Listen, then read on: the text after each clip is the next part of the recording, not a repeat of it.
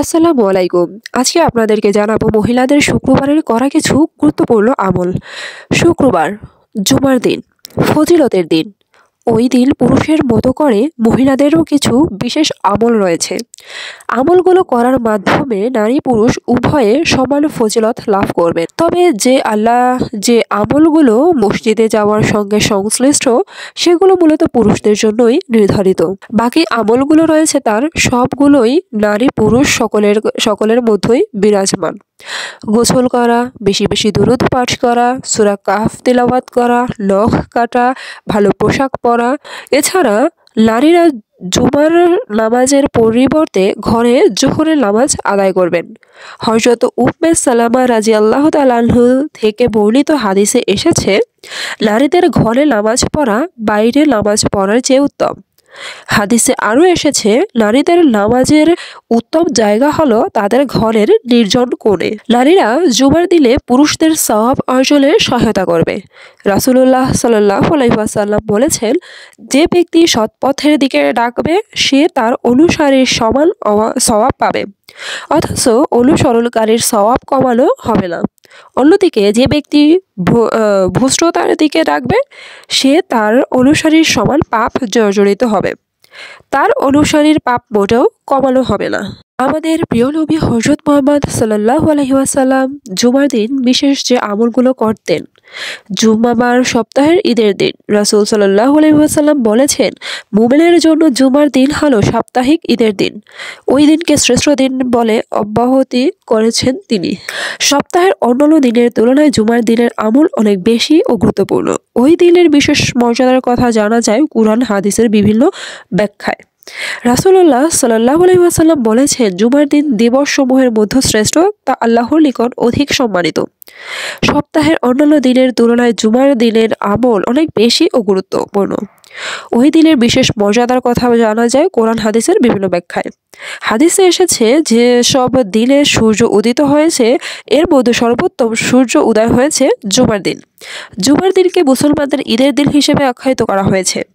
জুমার ফজিলত সম্পর্কে রাসূল সাল্লাল্লাহু আলাইহি ওয়াসাল্লাম বিবরণ দিয়ে বলেছেন, এক জুমা থেকে আরেক জুমা উভয়ের মাঝের গুনাহের জন্য কাফারা হয়ে যায়, যদি কবিরা গুনাহের সঙ্গে সম্পৃক্ত না হয়ে থাকে।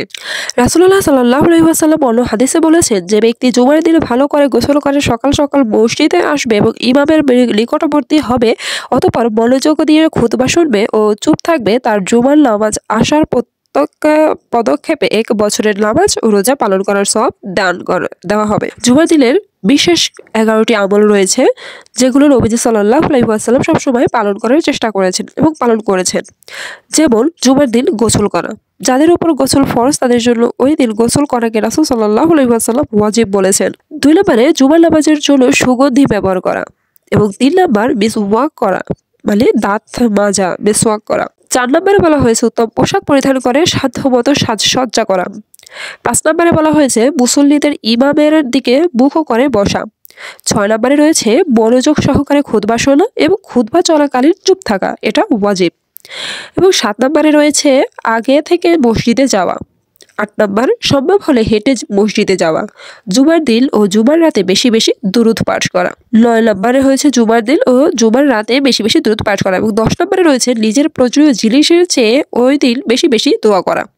এবং লাস্ট এবং ১১ নম্বরে রয়েছে কেউ খুতবার সময় কথা বলে চুপ করুন, এতটুকু না বলা। শুক্রবারের আরও কিছু আমল রয়েছে যেগুলো নবীজি সাল্লাল্লাহু আলাইহি ওয়াসাল্লাম পালন করতেন। যেমন মসজিদে যাওয়ার আগে কাঁচা পেঁয়াজ, রসুন না খাওয়া ও ধূমপান না করা এবং খুতবার সময় ইমামের কাছাকাছি বসা। এতটুকু জোরে আওয়াজ করে কোনো কিছু না পড়া, যাতে অন্যর ইবাদত ক্ষতিগ্রস্ত হয় বা মনোযোগ বিঘ্ন ঘটে। জুমার দিনে কিছু দোয়া রয়েছে যেগুলো নবীজি সাল্লাল্লাহু আলাইহি ওয়াসাল্লাম প্রতিনিয়তই করতেন এবং সাহাবীদেরকেও পড়ার অনুরোধ বা পড়ার আদেশ দিয়েছিলেন। মহান আল্লাহ রাব্বুল আলামিন এই দিনে বিশেষ কিছু আমল রেখেছেন।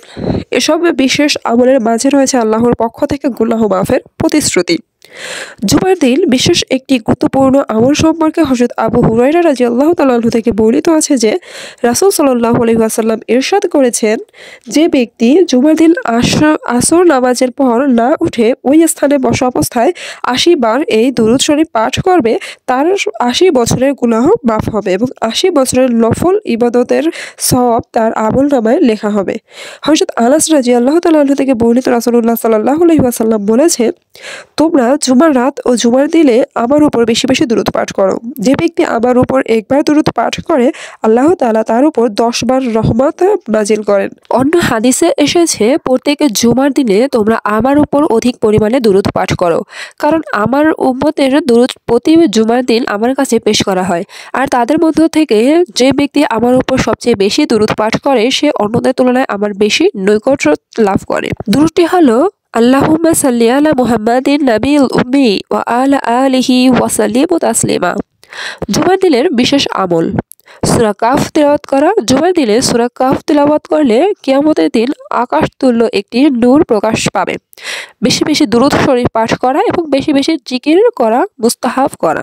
৩ নম্বর হচ্ছে জুমার রাত অর্থাৎ বৃহস্পতিবার দিবাগত রাত ও জুমার দিনে নবী করিম সাল্লাল্লাহু আলাইহি ওয়াসাল্লামের প্রতি বেশি বেশি দুরূদ পাঠের কথা বলা হয়েছে। এমনিতেই যে কোনো সময় একবার দুরূদ শরীফ পাঠ করে আল্লাহ তাআলা পাঠকারীকে ১০টা রহমত দান করেন এবং ফেরেশতারা তার জন্য ১০ বার রহমতের দোয়া করেন। ৪ নম্বরে জুমার নামাজের পূর্বে ২ খুতবার মাঝখানে হাত না উঠিয়ে মনে মনে দোয়া করা। ৫ নম্বর সূর্য ডোবার কিছুক্ষণ আগ থেকে সূর্যাস্ত পর্যন্ত গুরুত্বের সাথে জিকির, তাসবিহ ও দোয়ায় লিপ্ত থাকা।